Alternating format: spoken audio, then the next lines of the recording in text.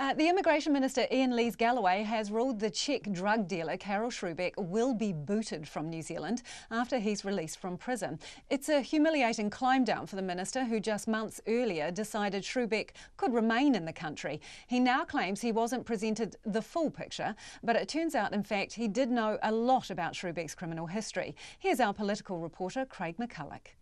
Iain Lees-Galloway said it was the toughest decision he'd made as a minister. Now he's had to override it. I'm going to work to fix this. I'm not going to run away from this problem. And here's the problem. Mr Lees-Galloway says he wasn't given the full picture by his officials. Sroubek had claimed his life was in danger in the Czech Republic from a murderer and from corrupt cops. The minister accepted that. But what he wasn't told was that Sroubek had already been back to his home country. There was information missing. I did ask if it was possible to get that information. I was told that it was not. That travel information was in court documents for a charge which Sroubek was acquitted of, and so the documents were not presented to the minister. Mr Lees-Galloway says he also wasn't given the full details of Sroubek's convictions in the Czech Republic, which meant he should never have been granted a visa. He's being removed because he never had a right to hold a visa in the first place. But the case file, which Mr Lees-Galloway considered, does show Sroubek's criminal past. The file says Sroubek is wanted by Czech authorities for 4.5 years imprisonment. It says he was convicted in 2002 of disorderly conduct, damaging property and attacking a police officer, which means the minister could have deported Sroubek on those grounds right at the beginning. I didn't think of that. That's true. I think it would be quite extraordinary to expect someone to think of all the other possible questions that might be asked.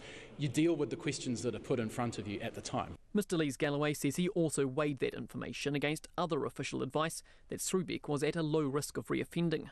The minister spoke with the Prime Minister Jacinda Ardern last night, but did not offer his resignation. He has apologised to me. He's acknowledged that whilst he asked questions, he could have and should have asked more questions. But Nationals leader Simon Bridges says the minister must be sacked. You've got here in Sroubek someone who was clearly dishonest around their passport, someone who was gang affiliated, who was a drug dealer. And Iain Lees-Galloway didn't even read all of the file. He made a quick decision, he got it wrong, and now they're trying to cover up. Well, he's shown he hasn't got the judgment to be a minister. He should go. Mr Lees-Galloway took less than an hour to make his original decision. He says he'll now change his approach and will review case files before meeting with officials.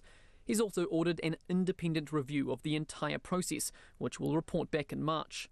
But the minister and the head of Immigration New Zealand, Greg Patchell, says no one's job is on the line. Public servants and officials follow robust processes to do their jobs. In this situation, there's a question about whether or not those processes are fit for purpose, so we're undertaking a review. Yeah, and I want to reiterate what I said earlier, which is I have total confidence in the people at Immigration New Zealand. We definitely have to review these processes. Sroubek's not to be released from prison until 2022. His lawyer says he's disappointed by today's decision and plans on appealing it, which means the case could yet be tied up for years to come.